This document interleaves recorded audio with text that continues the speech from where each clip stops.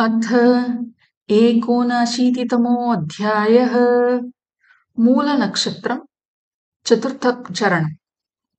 शिव उवाच मध्यदेशे विशालाख्ये हैडम्बम् नाम वै पुरम् लवणकारो वसत्येको भीमो गुणविलक्षणः प्रत्यहं लवणं कृत्वा विक्रयं कुरुते सदा तस्य पुण्यवती भार्या पुत्रत्रयम् अजीजनत् धनधान्यं वृषच्छागं गोमहिष्यादिकं तथा बहूनि सञ्चितानि स्युर्लवणकारस्य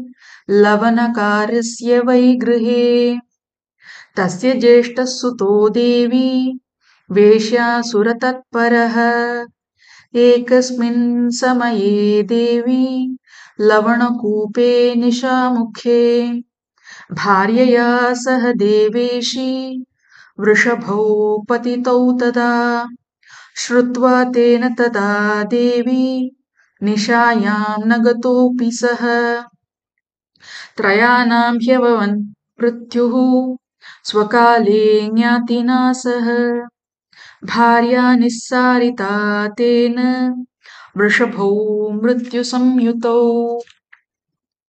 ततः सर्वं वयो यातं वृद्धे सति वराणने मरणं तस्य वै जातं लवणकारस्य पार्वती यमदूतैर्महाघोरैर्नरके घोरसंज्ञके पातयामास देवेशी 22,000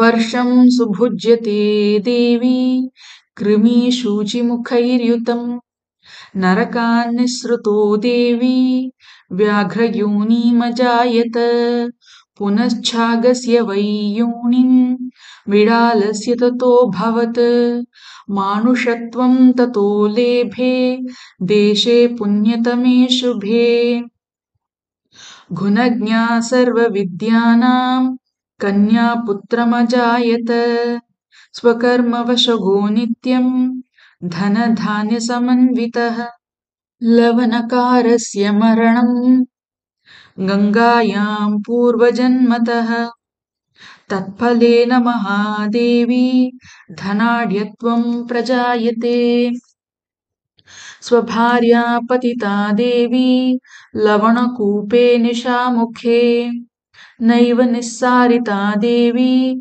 ततः कन्या प्रजायते वृषभौ पतितौ कूपे पातितौ मृत्युमागतौ तेन दोषेण देवेशी पुत्रो नैव प्रजायते परस्त्रीरतिसंयोगो यत्कृतः पूर्वजन्मनि तेन पापेन भो देवी शरीरे रोगसम्भवः अस्य शान्तिं प्रवक्ष्यामि शृणु देवी सुशोभने गृहवित्ताष्टमं भाग ब्राह्मणाय समर्पयेत् गायत्री लक्षजाप्यं च विप्रद्वारा च कारयेत् हवनं तदशांशेन मार्जनं तर्पणं तथा सुवर्णस्य कृता मूर्तिर्लक्ष्म्याः पञ्चफलस्य तु रौप्यस्येव वरारोहे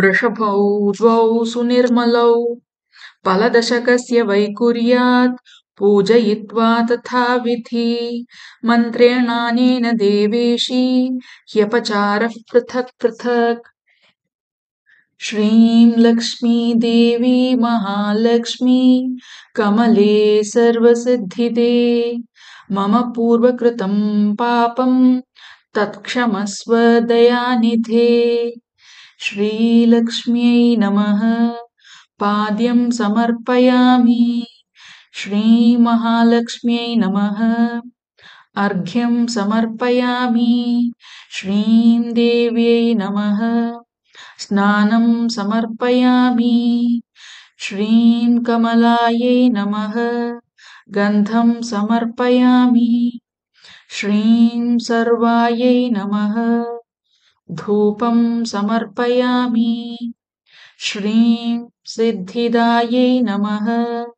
दीपं समर्पयामि। एवं पाद्यादीनि सर्वाणि दापयेत्। श्रीं नन्दिकेश्वरभूतेश गणानामधिपप्रभो मम पूर्वकृतं पापं क्षम्यतां परमेश्वर। इति मन्त्रेण वृषभौ पूजितौ शुभ्ररूपिणौ पूजयित्वा यथा न्यायं ब्राह्मणाय ददेत् ततः। ततो गां कपिलां दद्यात् स्वर्णशृङ्गी सुभूषिताम्। एवं कृते वरारोहे यत्कृतं पूर्वजन्मनि तत्सर्वं नाशमायाति शीघ्रमेव न संशयः। पुत्रोऽपि जायते देवी वन्ध्या त्वं च प्रशाम्यति। रोगाः सर्वे क्षयं यान्ति नात्र कार्या विचारणा। मृतवत्सा लभेत् पुत्रं चिरञ्जीविनमुत्तमम्। काकवन्ध्या लभेत् पुत्रं पुनर्देवी न संशयः। इति 89तमोऽध्यायः।